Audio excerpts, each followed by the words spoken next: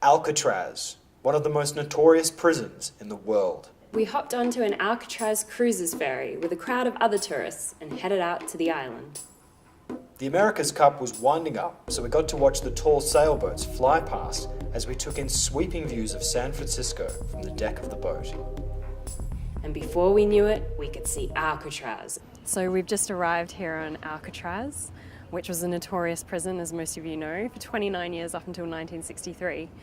And first impressions are that it's quite small, which just makes it all the more creepy, thinking you would have been stuck here for 8, 15 years even. We had a brief orientation, checked out where to go on the map, and then waited for the hordes of tourists to walk off before venturing into the prison grounds on our own. Can you imagine walking under this dark arch for the first time, knowing you would be stuck here for the years to come? We saw where the prison guards, their wives and children lived. Can you believe this building used to be a bowling alley for the families? Growing up here would have been a unique experience. Upon entering the main prison building, we were suddenly confronted with bars, and more bars. The air was cold and damp, and thinking about being locked up in a cell here was depressing. Some of America's most notorious prisoners, like gangster Al Capone and murderer Robert Stroud, otherwise known as the Birdman of Alcatraz, have done time here. It was a place for America's baddest prisoners.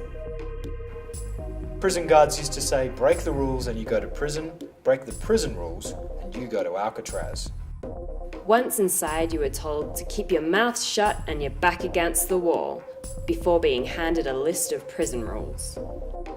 One of the regulations stated you are entitled to food, clothing, shelter, and medical attention. Anything else you get is a privilege. And if you misbehaved, you were thrown into isolation in Cellblock D. It was a place of nightmares where you wouldn't see the light of day. So this is Cellblock D. This is where they would take the really notorious prisoners, the ones who are really acting up, and to straighten them out, if they could, they'd put them into these solitary confinement cells that they call the holes. Let's go.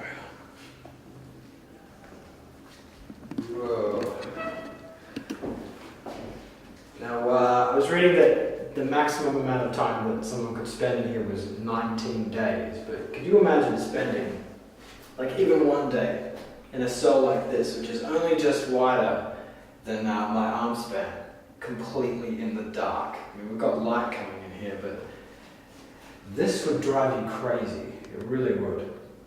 Ugh. But if prisoners were well behaved, they could enjoy this place, the library. It was said that the prisoners of Alcatraz were more widely read than the general public. I guess there wasn't much else to do behind bars. Another privilege was being able to walk around the exercise yard, or even garden in the grounds. The view of the harbour is spectacular, and prisoners could almost forget where they were. You were also allowed visitors if you were well behaved, and guests had to sign in before being taken to this room to talk to the prisoners through a hole in the wall. One of the creepiest parts of Alcatraz was the hospital. This is where the Birdman, who was considered to be insane, spent most of his time, and it's something straight out of a horror film. Walking around this part of the prison gave us the chills. Alcatraz was eventually shut down as a prison in 1963 and has been a national landmark for nearly 30 years. And if you're brave enough, it's certainly worth a visit.